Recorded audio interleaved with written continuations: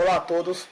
Bem, hoje nós iremos falar sobre espelhos esféricos e as reflexões que ocorrem nesses espelhos.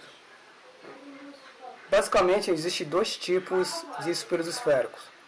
Existe o espelho côncavo e o espelho convexo. O espelho côncavo é formado basicamente por uma pequena concavidade. E o espelho convexo é basicamente o contrário, né? Como se você virasse o espelho côncavo ao contrário. Um exemplo que vocês devem ter em casa é uma concha utilizado na cozinha, né? Para tirar feijão da panela ou coisa do tipo, tá? Nós podemos dizer que esse é um tipo de espelho côncavo.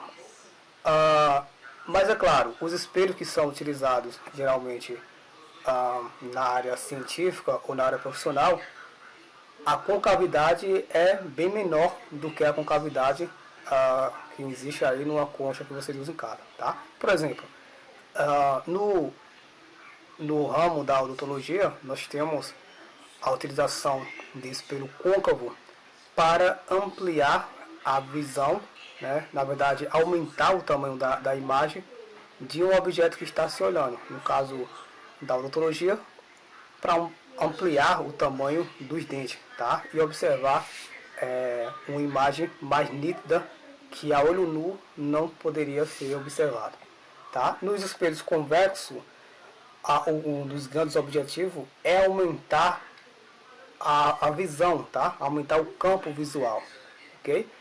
Esses espelhos convexos é muito utilizado, por exemplo, em garagem, em lojas, para se observar melhor todo o ambiente, ok? Bem, então basicamente os espelhos esféricos eles são formados por várias partes, tá? Nós temos aqui a calota, né? Nós temos aqui o eixo principal, temos aqui o ponto C, que é o centro de curvatura.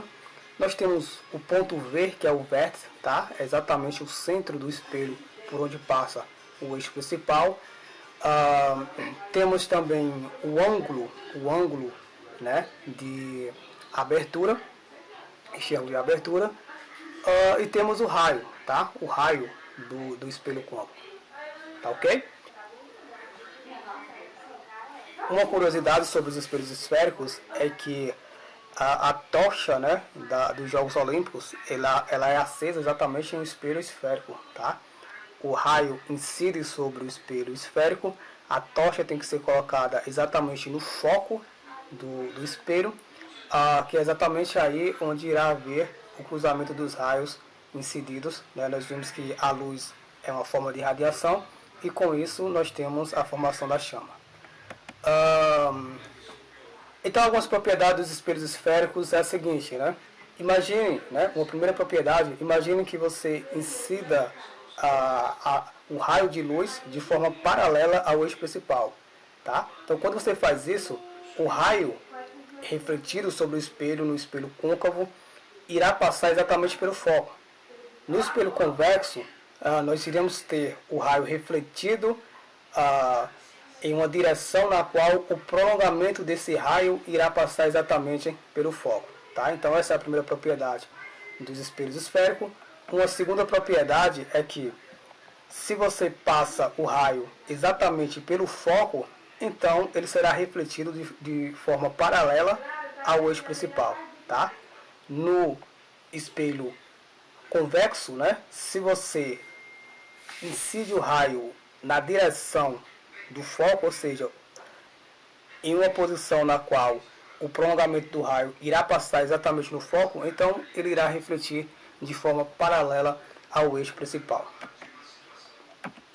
Bem, uma outra situação, né, é a terceira propriedade. Se você incide o raio exatamente passando pelo foco, ele irá refletir sobre o próprio raio, sobre si mesmo, tá?